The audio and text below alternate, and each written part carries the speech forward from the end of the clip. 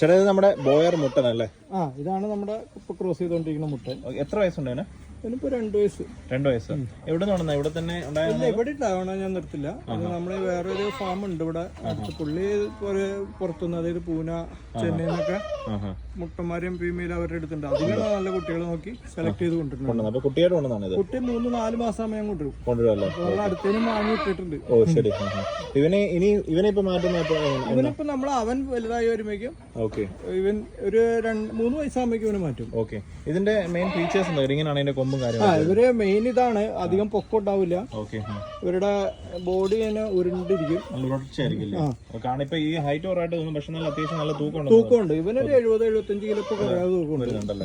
നമ്മൾ ഒരുപാട് തീറ്റ കൊടുത്ത് ഞാൻ തടിപ്പിക്കാറില്ല. ഒരു മിനിമം തീറ്റ പ്രശ്നമല്ല. അപ്പൊ അതുകൊണ്ട് നമ്മളൊരു മിനിമം വെയിറ്റ് അവനെ മെയിൻറ്റെയിൻ ചെയ്ത് പോണത്. ഇതിപ്പം ബോയറിന് മാത്രമല്ല, വേറെ ബ്രീഡപ്പെട്ട മലബാറികളെ ചെയ്യാറുണ്ട്.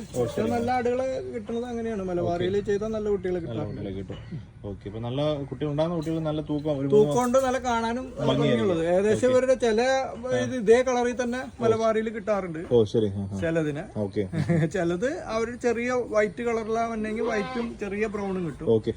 ഇവരുടെ പ്രത്യേകം എടുത്തു പറയാത്ത എന്തൊക്കെയാ? ഈ ഒരു കൊമ്പ് ഞാൻ പറഞ്ഞില്ല, ഇവരുടെ കളർ ഇതാണ് എപ്പോഴും ആളുകൾക്ക് ഇഷ്ടമുള്ളത്. ഇതിന്റെ റെഡ് ഉണ്ട് കേട്ടോ, ഫുൾ റെഡ് ഉള്ള വരുന്നുണ്ട്.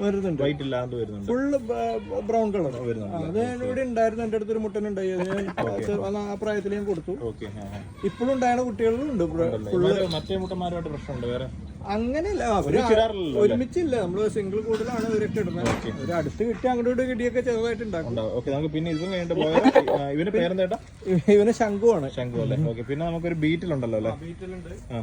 ഇതിപ്പോ എത്ര വയസ്സുണ്ട് ഇവന്? ഇവനിപ്പോ 2 വയസ്സിന്റെ അടുത്തായി. അത്യാവശ്യം ഉണ്ട്. ഇവനൊരു 40+ ഉണ്ട്. ശരി. അല്ലല്ല, ഇതും ഞാൻ പറഞ്ഞില്ലേ, നമ്മളൊന്നും ഈ ഒട്ടന്മാരോട് ഞാൻ 1 വയസ്സിന് മുമ്പ് വാങ്ങിയതാണ്. അപ്പൊ ഇവനും നമ്മളൊരു 3 വയസ്സ് വരെ മാക്സിമം നിർത്തും. ശല്യമൊന്നുമില്ല അവരെ കൊണ്ട്. ഇവൻ നല്ല ഇണക്കാണ്. ഇവൻ നമ്മുടെ അടുത്തൊരു 2-3 ബീറ്റലിന്റെ ഫീമെയിൽ ഉണ്ട്. ഇത് കൂടാതെ എന്റെ ഞാൻ പറയില്ലേ, ക്രോസ് ബ്രീഡുകളെ കംപ്ലീറ്റ് ബീറ്റലിനെ കൊണ്ട് നമ്മൾ അത്യാവശ്യം എല്ലാം തെറ്റില്ലാത്തതാണ്. മെയിൽ തന്നെയാണ്. ക്വാളിറ്റി വലിയ കുഴപ്പമില്ല. എല്ലാം കൊണ്ടും അതിന്റെ എന്ത് കഴിച്ചോളും, പ്രശ്നമൊന്നുമില്ല, ഒരു കുഴപ്പമില്ല. ഐഡിയോ അങ്ങനെ ഒന്നുമില്ല. പിന്നെ നമുക്ക് അപ്പുറത്തൊരു ജമുനാപേരിയാണ്. നമ്മുടെ ഇവിടെ സ്വന്തമായിട്ട് ഉണ്ടായ കുട്ടിയാണ്. അതിനപ്പോ ഞാൻ അങ്ങനെ അവന് നിർത്തി. അവന്റെ കുട്ടികളെ ഇറങ്ങി തുടങ്ങിയിട്ടുണ്ട് ചെറുതായിട്ട്. അവനൊരു 1 വയസ്സ് 1.5 വയസ്സ് ആവണുള്ളൂ. അത്ര വലിയ ഇതിലൊന്നുമല്ല, നമ്മളൊരു ഇഷ്ടത്തിന് നിർത്തിയതാണ്. ഇവനും കുഴപ്പമില്ല. ഇവന് കുട്ടികൾ ഇറങ്ങിയിട്ടുണ്ട്. നമുക്ക് ഈ മുട്ടന്മാർക്ക് പ്രത്യേകിച്ച് ഫുഡിന്റെ എന്തെങ്കിലും വ്യത്യാസമായിരുന്നു? ഉണ്ട്. ഞാൻ ഇവർക്ക് പ്രത്യേകിച്ച് പുളിങ്കുരുവിന്റെ അളവ് ഇത്തിരി കൂടുതൽ കൊടുക്കുന്നുണ്ട്. പിന്നെ ബാക്കിയെല്ലാം നമ്മുടെ ആ തേങ്ങാപ്പിണ്ണാക്കും കടലപ്പിണ്ണാക്കും സോയയും ഗോതമ്പിന്റെ തവിട് ഇതെല്ലാം ഉണ്ട്. ഇവിടെ പിന്നെ ക്രോസിംഗിന്റെ കാര്യം വെളിയിൽ നിന്നുള്ള ക്രോസിംഗ് ഞാൻ അത്യാവശ്യം ചെയ്ത് കൊടുക്കുന്നുണ്ട്. അത് അവർക്ക് ഇഷ്ടമുള്ള ഏത് ആടിനെയാണെങ്കിലും ക്രോസ് ചെയ്യാമല്ലോ. അതങ്ങനെയാണ്. അത് ചില ആളുകൾക്ക് ബീറ്റിൽ മതി, ചിലവർക്ക് ബോയറിന് മതി, ചിലവർക്ക് ഏതായാലും കുഴപ്പമില്ല. അപ്പൊ നമ്മള് അത്യാവശ്യം ഇവിടെ ഒരു നമുക്ക് 1-2 ക്രോസിംഗ് ഡെയിലി കിട്ടും. അതൊരു വരുമാനമാണ്. ചെലവും കാര്യങ്ങളാണ്. അവരുടെ തീറ്റയും കാര്യങ്ങളൊക്കെ പോണ ഇതിലാണ്. വരുമാനങ്ങള് ഇങ്ങനെ വന്ന വരുമാനമൊക്കെ അതിലേക്ക് പോകും. ബാക്കി നമ്മുടെ ലാഭം കുട്ടികള്. കുട്ടികളെ ഇനിയിപ്പോ നിങ്ങൾ ആവശ്യക്കാരുണ്ടെങ്കിൽ കൊണ്ടു കൊടുക്കാറുണ്ടോ? ഉണ്ട്.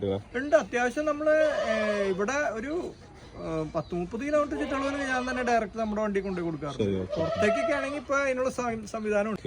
അപ്പൊ അത് അവരുടെ ഇതുപോലെ അവർക്ക് താല്പര്യം പോലെ കയറ്റി കാണാറുണ്ട്. തിരുവനന്തപുരമോ കാസർഗോഡൊക്കെ പോകാറുണ്ട്.